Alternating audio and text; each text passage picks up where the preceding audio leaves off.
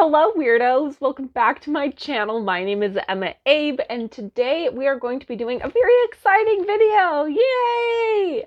And that is, I'm going to be doing my rankings for the BookTube Prize. Yay! I finished these books like way ahead of time. It's the earliest that I've ever finished the 6 books. So I judged Group H. If you guys don't know what the BookTube Prize is, it is a fun community-based, BookTube community-based reading event that happens every year. It's hosted by Robert over at Barter Hordes. I will link his channel. All the good information down below. I'm a judge, so we have to read 6 books in 2 months. And I finished all of these books by March 22nd. So we have until February 1st until March 28th to read them. And I finished way early, like a week early, which is surprising, as I usually never finish that early, but it just did this wound up working out this year. So these are the books that I had. So now I'm going to rank them. Usually I do like a whole thing where I vlog. However, life happened over the past 2 months and I didn't do that. I couldn't do that. I couldn't muster the energy. Depression is not fun, people. So I'm just going to tell you how I ranked them, starting off with the lowest. And what we have to do is we have to read our 6 books and we have to rank them, 1 being the best through 6. And there can't be any ties. We don't give any star ratings, anything like that. So let's get started. I'm going to go from my number 6 place all the way up to my 1st place winner. Okay. Also, we have the baby here. She says hi. So 6th place, I put the 3rd Rainbow Girl. Long story short, I did not enjoy this book at all. I didn't kind of understand it. So this is a true crime book, and it is telling the crime of these 2 women who were, I'm thinking the word gypsies, I know that's not right, hippies, basically, and they were murdered. And they were found in like the side of the road in this Appalachian town in West Virginia. It's like, okay, so that's interesting. Like, why were they hurt like that? Why were they murdered? And it tells a story of basically the circus that was the investigation to try and figure out what the fuck happened to these girls. Long story short is basically there was the trial, and the trial like had about 10 different people were implicated in this crime. Yada, yada, yada. They found someone, and the trial was like a circus. And then like 10 years pass, long time passes, and this other person confesses to the crime. So there's all of that hubbubaloo surrounding the crime and what's going on with that. And then we get to the end of all the shenaniganery, and there's still 3 hours left in the audiobook. And I was like, well, what else is there to talk about? The book's over. And then it started going into this memoir, and that's where it lost me. If it was just solely about the case, I could have been a lot more on board. It doesn't just do it like that. There's a little bit in the first like 2/3. It'll intersperse the memoir bits, which I thought just confused the narrative. I just didn't feel like the memoir portion was warranted. I felt like I don't understand why she's trying to connect her life. She didn't really do a good job of, in my opinion, of explaining why she was doing that, why it had great significance. It just kind of came off to me as she thought these murders were cool. And it wasn't even like, oh, like my dad was implicated in it, or I'm from this town. It was more like I spent time near this. I spent time working near where this happened. And I just didn't find it compelling. Not that like you can't write a story about your personal investigations into the whole thing. It just didn't seem, it didn't work for me, and I didn't like it. So that's why I ranked it 6. Yeah, I think this was like the 3rd book I read for it, or like this 4th book or something, and I just was like, I did not like it. When I got my books, I wasn't super thrilled. There was only like 1 book that really excited me. The rest of them, I was like, okay, I've never heard of these. But that's kind of how I feel about nonfiction in general for like 2020. Not a lot of them excite me. There's like 1 or 2 where I'm just like, okay, that sounds interesting. I'll give it a try. And that's just how I feel about all of the books moving forward in the prize. The books I put in positions 4 and 5, which is what we're moving on to now, were really interchangeable to me. I could have put them in either order. I didn't really care. Neither of them were too compelling to me. And so the one I ultimately wound up ranking 5 was Splendid in the Vial by Erik Larson. I've read some of Erik Larson's writing before, and it's not that I don't find it interesting. For me, what got me about this book was that it was about the Blitz. It was about the Germans bombing England, and I just didn't find that interesting. I have recently found it really, really difficult to read books about World War II, and as a rule, I generally avoid them just because it's a hard topic for me to personally read. So I wasn't super psyched about reading this in the first place, and I will say there were nuggets of this that I really liked. For instance, there was a part, where, this is going to sound really, really weird that I found this really compelling, but it was describing like how the Blitz changed the sex lives of young kids in the area, like teenagers and stuff, because people were compelled to stay where they were whenever bomb sirens were going off. So teenagers were taking advantage of that to have, escapades, let's just say that. And there's just a really, really funny quote that I won't go into, that I found fucking hilarious, and I wrote it down because it made me laugh. But that's not what the general tone of the book. So it tells a lot about Churchill's personal journey through basically the bombing of Britain. It talks a lot about the political maneuverings and the shenaniganery that was happening, mainly from the perspective of the British, and it's talking a lot about how Churchill was trying to convince FDR to come into the war. It was like a sprinkling of what it was like for the British people living through the Blitz. And the parts of the books that really got me excited and I enjoyed a lot reading were the stories of what it was like for the average everyday person going through the Blitz, not the political maneuvering and the intense minute details that was happening what the rest of the book and the majority of the book. So I feel kind of bad. It kind of was really hard for me to get into because I was already not super on board for the subject material, and then just all of the minutia and a lack of what I was actually interested in caused me to rank it this low. I do think it is a good book, and I do think there is an audience for it somewhere. That just is not me. Okay, so the one I ranked 4th, and remember 4 and 5 can be switched up. I ranked Eleanor by David, I can't read my handwriting, David Meals. We're gonna go with that. Mears, I don't know. It's on the cover. So this one, again, super long. So both The Splendid in the Vial and Eleanor were ridiculously long, in my opinion. Eleanor, I don't remember exactly. I want to say it was about 23 hours to like 26 hours audiobook. And disclaimer, I read most of these on audiobook. I read one audiobook and following along, and you'll get to that one. We'll get to that one. Again, I think it was bogged down by the level of detail, and I just didn't care. I thought it was really, really long and really, really boring. Also, like, for the parts like that I was interested in hearing more about, which was honestly like Eleanor's queerness, because if you don't know, it's highly suspected that, I mean, she basically was a bisexual queen, which we all know I stan. It just didn't give enough detail, and I also felt like this book romanticizes Eleanor a little bit. It tends to, like, paint her as the person who was pushing for a lot of progressive reforms, especially when it was talking about the internment camps, the Japanese internment camps.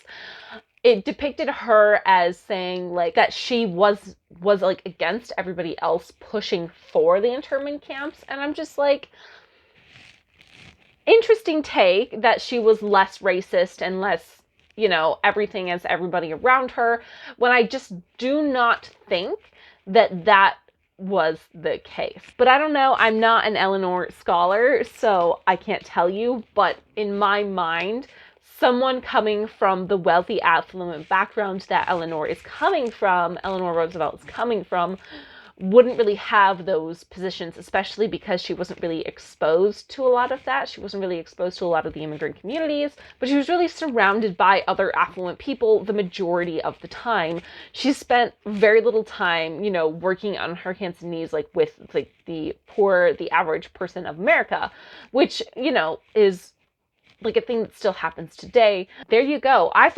What I thought was interesting was looking at her childhood, which I didn't know a lot about. I thought that was interesting. I thought her dealing with her mother-in-law and the relationship between FDR and Eleanor herself, I liked. I would have liked to see more of Eleanor Roosevelt's and Amelia Earhart's relationship, because they do mention the fact that they went off on like during a White House dinner party and flew an airplane, which there's a book that I read in my childhood all about that event that I really attached to. Anyway, I really liked seeing her grow into her own like independent person once FDR was out of the picture. In case you don't know, FDR is Franklin Delano Roosevelt. One thing that like I did not know in history, and apparently I guess I was the only person who was left out of the loop, was that she and her husband, Franklin, were related to each other. And I think that this point is very, very, very glossed over in the book. It just says that they are cousins of some sort. They do not tell us what kind of cousin they are. So for all I know, that they could be first cousins. I know it was super like common at the time. It just skeeved me out a lot. The fact that they were related, but also that the book was trying to like cover it up in like this weird, like obtruse way. Again, super long, super boring. That's the TLDR of the situation on that book. Those are the 3 books that I basically chose to not move to the next round. I was correct. I haven't seen a bunch of other people like discussing these videos, and I would like to like know your opinions. If you read these books, do you agree with me that those 3 should have been on the bottom? I don't know. Okay, moving on to number 3. I put Notes on a Silencing by Lacey Crawford. This is the first book I read for this prize, and I was not expecting much out of it because I thought it was a memoir. I know I have bias. Memoirs aren't my favorite form of nonfiction. For me, they can be very hit or miss. Seeing as in point, the Third Rainbow Girl, which was part memoir, got 6. Notes on Silencing got 3rd. I quite enjoyed this. I enjoyed this a lot more than I expected to enjoy it. Basically, the story is about Lacey Crawford and her experience with getting raped when she attended this like prep school, this boarding school. Basically the long story of how she tried to get justice, but ultimately was silenced by the community around her, by the perpetrators of the crime. Yeah, and her teachers and the teachers, the people who were on the coach of the male hockey team, I was appalled by their behavior because they disclosed some extremely sensitive medical information that was a clear violation of HIPAA and stuff like that, that they should not have even have access to.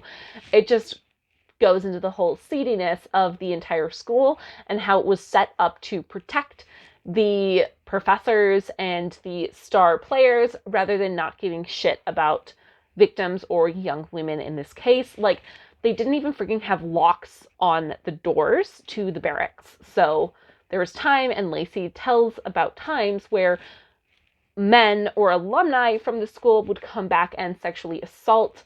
This happened to her and happened to other women too, which I was completely horrified by. Right away, straight away, you go straight into the assault, which was intense because she explains it very, very clinically, exactly about what happened, which I just was not prepared for at the beginning of the book, mentally and emotionally. Then, so it describes what happens, and then it jumps back to her first year. And the assault, I believe, happens in her, like, I don't fully understand how the rankings works, but I think is approximately when she was about a junior in high school. It's different there because college preparatory schools on the East Coast are a whole thing, or East Coast of the United States are a whole thing. It spends, I want to say, about half the book detailing in extreme detail everything that happened up to the assault, to a point where I thought it was a little bit overkill. I understand that she was setting the stage about how she felt at the school and what her relationship with all of the players involved were and how that changed over time. I just felt like it jumped like back and forth too much. That made it a little bit confusing. I didn't have an actual copy of the book, so I couldn't tell you if like there were helpful like chapter names or like markers to say like, oh, this happened in my 3rd year, this happened in my 4th year, yada, yada, yada. With a little bit of the jumping that it went back and forth at the beginning, I just got a little bit confused as to like what the exact timeline was.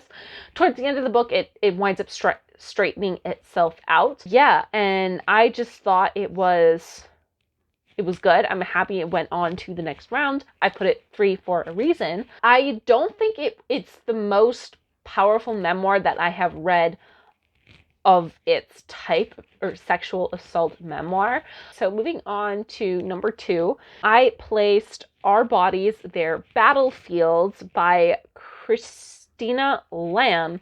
The subtitle is like War Through like this Perspective of Women. I will say, number 1, this is an extremely difficult book to read. It has a lot of depictions of gang rape and rape of minors. So many trigger warnings. Be very, very careful. I had to take it in bite-sized chunks. Like I would read like 5 minutes, put it down, read 5 minutes, put it down. So it took me a really long time to get through this one because of that. And this was the second to last one that I read. I think that a book like this is almost needed because a lot of times when talking about rape and sexual assault and war, a lot of times rape is left completely out of the picture. However, it is something that happens all the time, everywhere, all around the world. And this, granted, could have been better, showing a lot of the stuff that happened throughout history. It really, really focuses on stuff that has happened in the, like, from the 1950s onwards. So I would have liked to see more historically, like the longer view. I would have liked it to be more of a brief overview of rape as a weapon of war throughout history. And it's not that it doesn't touch, it like briefly touches on it. There's like a chapter, I think, where it talks about ancient depictions of art and references holy texts and how like women were taken as war prizes. I would have liked to see that explored more rather than spend so much time talking about individual instances from more modern day. I do think that like the emphasis on stuff from the modern day is to show people that this is a problem that is still happening now in war-torn regions. Just know the book gets worse as you go along in terms of how graphic the content gets and all the trigger warnings. I thought it was in the clear, and then it started talking about child rape, and that was really difficult. One thing that I did appreciate about this book is that it did talk about the rape of Nanking, which, like, there are brief mentions, passing mentions, and it doesn't go into as much detail. 2 instances from World War II off the top that I'm remembering. That is the rape of Nanking, and like comfort women. I mean, it goes into comfort women from like Myanmar and like that region of Asia a lot more than it does specifically talking about Nanking. And it also references more in passing the Russians and their assault on German women. And those are like the few mentions of stuff that happen previous to 1950.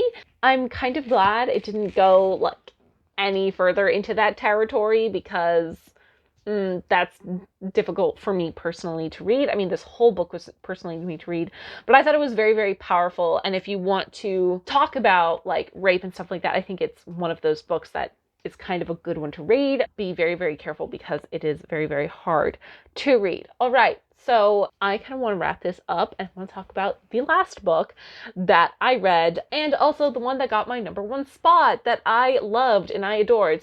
It's the one book that I was actually genuinely excited to read. It was one of the original 20 that I voted for, and I was just super jazzed to see it in my picking. It was the one where I was like, okay, I am really excited to read this one, and I'm not so excited to read the other 5. And that is Eat the Buddha, Life in Death in a Tibetan Town. And clearly I enjoyed it because I bought it. I got an hour into the audiobook and I was like, wait, hold up. I'm gonna buy this because I wanted to read this with following along so badly. Oh my god. I enjoyed this so much. So basically, it goes through a brief overview and history of Tibet, which I think is very important to understand a lot more of what it talks about later, which is a lot of relationships between Tibet and China.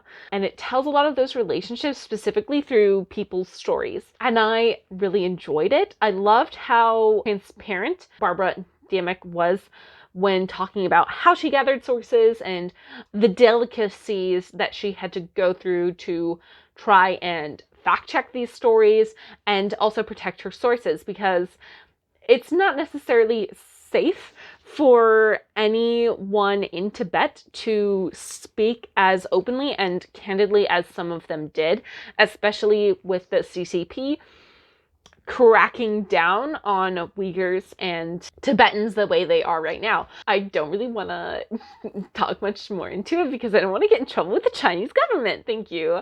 But I really, really loved this. I'm very biased towards these kind of books where it is a book exploring a culture, going through whatever shifts it's going through. And I loved following these different people and learning about their culture and how that had to change to accommodate the changes in the political life. I really loved the details where Barbara was able to talk about the Dalai Lama and how people have dealt with censorship of his picture in China. That was really interesting. I really loved that she talked about Tibet not just being the autonomous region of Tibet. It extends a lot more into China than we would normally think. It goes as far east as Chengdu and Chongqing, which is where I live, which I didn't really know and didn't really expect. A lot of times the people that you will meet who say that they are Tibetan, especially in the West, they're from places like Sichuan and Yunnan. And I just really, really appreciate the level of care that she took in laying stuff out and explaining stuff to us while still not talking down to us. Yeah, I found this to be a very, very fun read. Quick read. Once I got the book, I went through it pretty fast. But I don't know, maybe it's just because I was really, really interested in reading this and thought it was really, really interesting piece of history. So if you like anything like what I mentioned above, read this. That's why I ranked this one the way I did. I cannot wait to see what happens. So as you probably know, and you can probably tell, the top 3 books that I chose, so Our Bodies, Their Battlefields, Notes on the Silencing, and Eat the Buddha, all made it into the next round. I'm really excited for the next round. I have some books that I'm just I'm super excited to read, and some that don't know what to expect and less excited to read. So I want to end it here because this video is obnoxiously long and I want to curl up with this little one. Yeah, do you want to curl up with me and snuggle? We were snuggling before this. All right, thank you guys so much for watching. Let me know what you thought of the books that I chose. All right, I will say goodbye. She says goodbye and she's like, I want to nap. All right, bye-bye.